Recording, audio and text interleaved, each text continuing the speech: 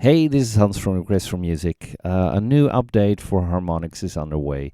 I've added more stuff to this menu and actually changed the labels because what is in this menu is a list of settings with which you change the sort of the contour of the volumes for all of the harmonics that are used.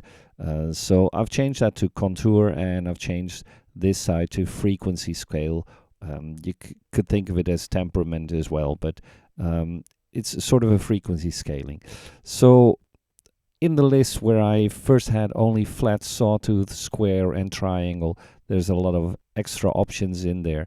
And I'll show you what the harmonics actually do, because that's what it's about. I'll change the size of this and make sure that it's in the screen somewhere. So hang on, bear with me. So there we are. We've got the flat, sorry, which means that all of the harmonics, because this is listed over all 64 harmonics or oscillators or whatever you would call it, they're in that they're all flat in volume. And the next one follows a sawtooth path, which works like that, where every following is a certain percentage when compared to the previous harmonic. The contour for a square, the contour for a triangle, an inverted sawtooth where the lowest one is 0 and the highest one is at a high level, a sine bump, double sine, all kinds of mathematical shapes or contours that changes the way that volume is actually handled. So most of it you will hear when you're set at all of the 64 harmonics selected, because it's more of a thing when you go into it in sort of an additive way. So I've set it up to be for 64 harmonics, so all of them are selected. I start off with flat first, and so everything is selected indeed. And I'm at a harmonic setting, and harmonic setting, of course, is using the harmonic kind of relationship between oscillators. So that means that, let's see how everything goes.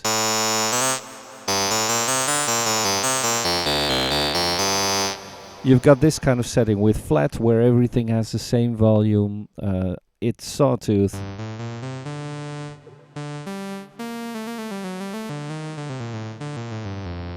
Something like this. Square.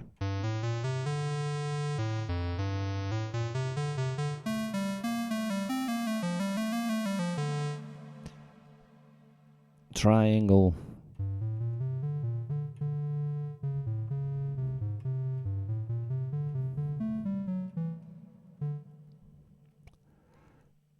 Inverted sawtooth. So you hear that the lower ones are indeed the lower harmonics, the null or the 0, 1, 2, etc. are very soft there. Sine bump. A double sine.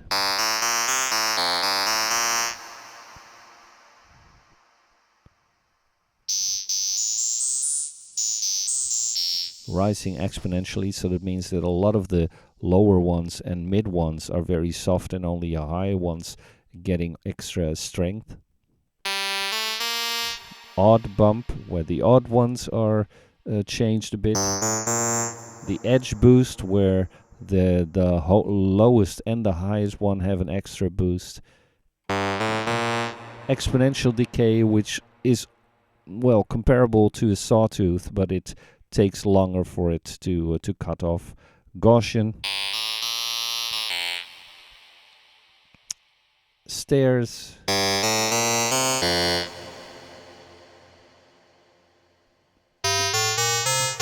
Every third.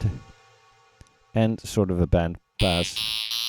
So this obviously it makes sort of a preset for all of the sound, and if you combine that with harmonics and the way that ADSRs or the envelopes are handled, because you can think of every harmonic as sort of a unit, actually, sort of a synthesizer unit, because every harmonic has this setting for coarse, fine frequencies, phase, pan, envelope, attack, decay, sustain, release, but you can also switch to another waveform for any of those harmonics.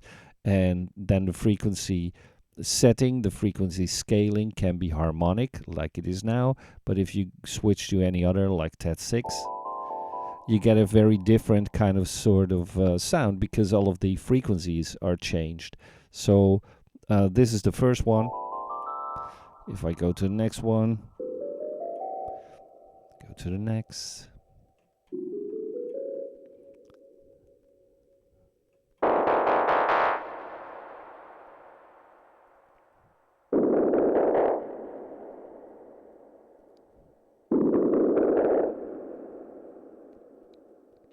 And this will actually also change when you change the behavior of this. If I go back to a square setting, the total sound is different, of course, because all of the volumes for all of the harmonics are different. So it's really a very wide range of sounds that you can create that way. So if I do something like the Gaussian and now change, I'll go back, I won't go through everything, but this, for instance, is a setting where all of the harmonics are very, very close to each other. It's not unison, because there's also a real unison in there. I really have to find it. Yes, there it is. So now they all are the same, and even then when you have that, you've got all of those macros here on the bottom where you can say that you want to detune all of those oscillators, and every time you click on it, it's detuning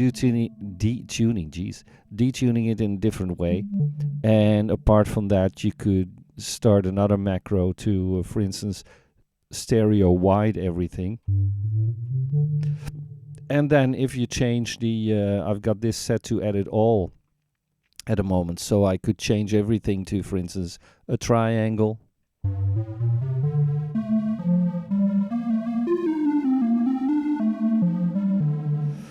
And I'll change to another setting for this, so maybe this, or the sawtooth again.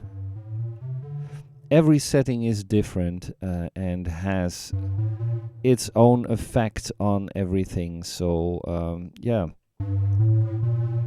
And let's change back to something else here. Maybe this P-Log, which is sort of a Indonesian or Asian, Oriental, maybe that's the best word, way of harmonic scaling compared to each other.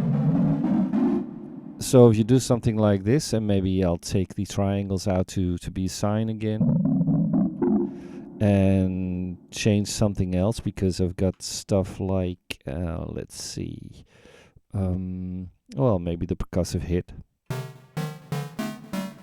or the ambient wash,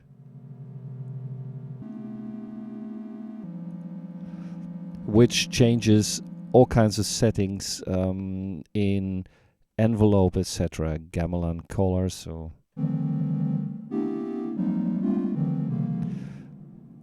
and then go to any of the other ones. The Slendero is another one which is doing comparable things. If I would go to the golden ratio, I've got a completely different kind of sound. So yeah, just working with those presets that you can choose from the contour, the harmonic presets, and the frequency scale kind of things, and a couple of the macros, you can really, really change the overall sound. So that was just another movie just explaining some of the updates that were in there, which were actually this list and a couple of those names, because I think those better define what you do with that menu. So I'll be back in the next video, and see you then. Cheers, bye bye.